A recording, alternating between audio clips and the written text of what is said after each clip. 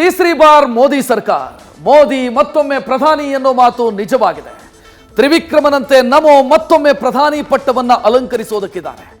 June 9ರಂದು ಸಂಜೆ 6 ಗಂಟೆಗೆ ಪ್ರಮಾಣ ವಚನಕ್ಕೆ ಮುಹೂರ್ತ ಫಿಕ್ಸ್ ಆಗಿದೆ. ಜೂನ್ 8ರಂದು ಪದಗ್ರಹಣ ನಡೆಯುತ್ತೆ ಅಂತ ಹೇಳಲಾಗಿತ್ತು. ಆದ್ರೀಗ ಮೋದಿ ಪ್ರಮಾಣ ವಚನ ಕಾರ್ಯಕ್ರಮವನ್ನ ಒಂದು ದಿನಕ್ಕೆ ಮುಂದೂಡಲಾಗಿದೆ.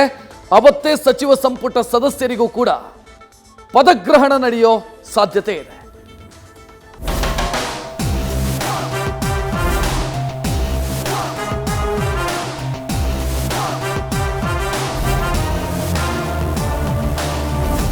ದೇಶದಲ್ಲಿ ಎನ್ಡಿಎ ಮೈತ್ರಿಕೂಟ ಅಧಿಕಾರದ ಗದ್ದುಗೆ ಹಿಡಿದಿದೆ.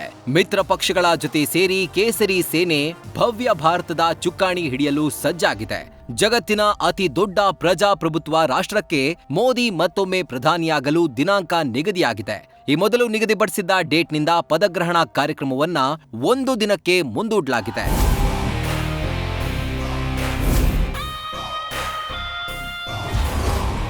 ಜೂನ್ 9ರಂದು ನರೇಂದ್ರ ಮೋದಿ ಪದಗ್ರಹಣ, ಶನಿವಾರದ ಬದಲು ಭಾನುವಾರ ಪ್ರಮಾಣ ವಚನ. ನರೇಂದರ್ ದಾಮೋದರ್ ದಾಸ್ ಮೋದಿಯಾದ ನಾನು ಈ ಶಬ್ದ ಮತ್ತೊಮ್ಮೆ ದೇಶದೆಲ್ಲೆಡೆ ಮಾರ್ಧನಿಸಲಿದೆ. ಸತತ 3ನೇ ಬಾರಿಗೆ ಈ ಉದ್ಘೋಷ ಭಾರತದಲ್ಲಿ ಕೇಳಿ ಬರಲಿದೆ. ಜೂನ್ 8ರ ಶನಿವಾರದ ಬದಲಾಗಿ ಜೂನ್ 9ರಂದು ನರೇಂದ್ರ ಮೋದಿ ಪ್ರಮಾಣ ವಚನ ಕಾರ್ಯಕ್ರಮ ನಿಗದಿಯಾಗಿದೆ. ಇದೇ ಭಾನುವಾರದಂದು ಮೋದಿ ತ್ರಿವಿಕ್ರಮನಂತೆ ಎನ್ಡಿಎ ಮೈತ್ರಿಕೂಟಗಳ ಜೊತೆ ಸೇರಿ 3ನೇ ಬಾರಿಗೆ ಸರ್ಕಾರವನ್ನ ರಚನೆ ಮಾಡಲಿದ್ದಾರೆ. ಈಗಾಗಲೇ 17ನೇ ಲೋಕಸಭೆಯನ್ನ ವಿಸರ್ಜನೆ ಮಾಡಲಾಗಿದ್ದು, ಹೊಸ ಸರ್ಕಾರ ರಚನೆಗೆ ಮೋದಿ ಸಿದ್ಧತೆ ನಡೆಸಿದ್ದಾರೆ. ಜೂನ್ 7ರಂದು ರಾಷ್ಟ್ರಪತಿಯನ್ನ ನರೇಂದ್ರ ಮೋದಿ ಭೇಟಿ ಮಾಡಲಿದ್ದಾರೆ. ಅಂದು ದ್ರೌಪದಿ ಮುರ್ಮು ಭೇಟಿಯಾಗಿ ಸರ್ಕಾರ ರಚನೆಗೆ ನರೇಂದ್ರ ಮೋದಿ ಹಕ್ಕು ಮಂಡಿಸಲಿದ್ದಾರೆ. ಕ್ಯಾಬಿನೆಟ್ ಸದಸ್ಯರ ಲಿಸ್ಟ್ನ ಅಂತಿಮಗೊಳಿಸಿದ ಬಳಿಕ ಪ್ರಮಾಣ ವಚನ ಸ್ವೀಕಾರ ಮಾಡಲಿದ್ದಾರೆ ಅಂತ ತಿಳಿದು ಬಂದಿದ್ದು, ಜೂನ್ 9ರ ಸಂಜೆ 6 ಗಂಟೆಗೆ 3ನೇ ಬಾರಿ ಪ್ರಧಾನಿಯಾಗಿ ನಮೋ ಅಧಿಕಾರ ಸ್ವೀಕರಿಸಲಿದ್ದಾರೆ. ಮಿತ್ರ ಪಕ್ಷಗಳ ಸಚಿವರ ಜೊತೆಯಲ್ಲೇ ನಮೋ ಪದಗ್ರಹಣ ಕಾರ್ಯಕ್ರಮ ನಡೆಯಲಿದೆ. ಎಲ್ಲ ಮಿತ್ರ ಪಕ್ಷಗಳಿಗೂ ಮೋದಿ ಸಂಪುಟದಲ್ಲಿ ಸ್ಥಾನ.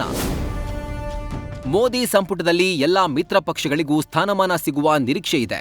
ಅದರಲ್ಲೂ ಕಿಂಗ್ ಮೇಕರ್ಗಳಾದ ಟಿಡಿಪಿ ಮತ್ತು ಜೆಡಿಯುಗೆ ಹೆಚ್ಚಿನ ಪ್ರಾಧಾನ್ಯತೆ ಸಿಗೋ ಲಕ್ಷಣವಿದೆ. ಕೇಂದ್ರದ ಕ್ಯಾಬಿನೆಟ್ನಲ್ಲಿ ಎಚ್.ಡಿ. ಕುಮಾರಸ್ವಾಮಿಗೂ ಕೂಡ ಸಚಿವ ಸ್ಥಾನ ಸಿಗುವ ಸಾಧ್ಯತೆ ಇದೆ. ಅಲ್ಲದೆ ಆಯಾ ಪಕ್ಷಗಳ ಸ್ಥಾನದ ಆಧಾರದ ಮೇಲೆ ಸಚಿವ ಸ್ಥಾನಗಳ ಹಂಚಿಕೆ ನಡೆಯುವುದು ಬಹುತೇಕ ಪಕ್ಕಾ ಆಗಿದೆ. ಈ ಮೂಲಕ ಹಂಗಿನ ಅರಮನೆಯಲ್ಲಿ ಎಲ್ಲರನ್ನೂ ಸಮಾಧಾನ ಪಡಿಸುವ ನಿಟ್ಟಿನಲ್ಲಿ ಬಿಜೆಪಿ ಕಾರ್ಯೋನ್ಮುಖವಾಗಿದೆ. ಚಂದ್ರಬಾಬು ನಾಯ್ಡು ಅವರ ಟಿಡಿಪಿಯಿಂದ 3 ಸಚಿವರು ಕೇಂದ್ರ ಸಂಪುಟ ಸೇರ್ಪಡೆಯಾಗುವಂತಹ ಸಾಧ್ಯತೆ ಇದೆ. ಇತ್ತ ನಿತೀಶ್ ಕುಮಾರ್ ಅವರ ಜೆಡಿಯುಯಿಂದಲೂ 2ರಿಂದ 3 ಸಚಿವರಾಗಿ ಪದಗ್ರಹಣ ಮಾಡುವಂತಹ ಸಾಧ್ಯತೆ ಇದೆ. ಇನ್ನು ಕರ್ನಾಟಕದ ಜೆಡಿಎಸ್ನಿಂದ ಎಚ್.ಡಿ. ಕುಮಾರಸ್ವಾಮಿ ಸಚಿವರಾಗಿ ಜೂನ್ 9ರಂದೇ ಅಧಿಕಾರ ಸ್ವೀಕರಿಸುವ ನಿರೀಕ್ಷೆ ಇದೆ. ಇನ್ನು ಎಲ್ಜೆಪಿಯಿಂದ ಚಿರಾಗ್ ಪಾಸ್ವಾನ್ ಪದಗ್ರಹಣ ಮಾಡುವ ಸಾಧ್ಯತೆ ಇದೆ. ಇನ್ನು ಶಿವಸೇನೆಯ ಶಿಂಧೆ ಬಣದ ಪಕ್ಷದಿಂದ ಒಬ್ಬರು ಪದಗ್ರಹಣ ಮಾಡಲಿದ್ದಾರೆ ಅಂತ ತಿಳಿದು ಬಂದಿದೆ. ಇದನ್ನ ಹೊರತುಪಡಿಸಿ ರಾಜ್ಯ ಖಾತೆ ಕೇಂದ್ರ ಸಚಿವರು ಪ್ರಮಾಣ ವಚನ ಪಡೆಯುವ ಸಾಧ್ಯತೆ ಇದೆ. ಒಟ್ಟಾರೆ 1962ರ ಬಳಿಕ ಇದೇ ಮೊದಲ ಬಾರಿಗೆ ಸತತ 3ನೇ ಸಲ ಮೋದಿ ಪ್ರಧಾನಿ ಹುದ್ದೆ ಅಲಂಕರಿಸಲಿದ್ದಾರೆ. ಈ ಮೂಲಕ ಮತ್ತೆ ದೇಶದಲ್ಲಿ ಎನ್ಡಿಎ ಪರ್ವ ಆರಂಭವಾಗಲಿದೆ. ಮತ್ತೊಮ್ಮೆ ಭವ್ಯ ಭಾರತದ ಅಧ್ಯಾಯದಲ್ಲಿ ನಮೋ ಪರ್ವ ಶುರುವಾಗುವುದು ಪಕ್ಕಾ ಆಗಿದೆ. Chandramohan, national bureau, news first. News first ನಿರ್ಭೀತಿಯಿಂದ ನಿಮ್ಮ ಪರವಾಗಿ.